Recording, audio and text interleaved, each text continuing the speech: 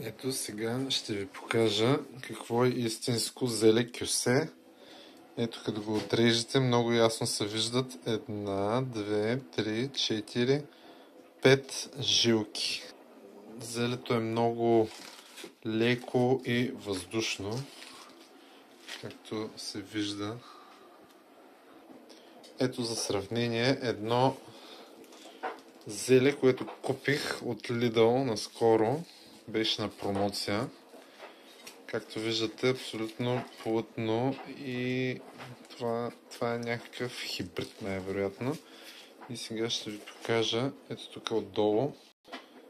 Ето, вижте като го разрязах пъна отдолу, как жилките са. 1, 2, 3. Ето, 3 жилки наведнъж тръгват. Ето го кюсето с 5. Ето го хибрида.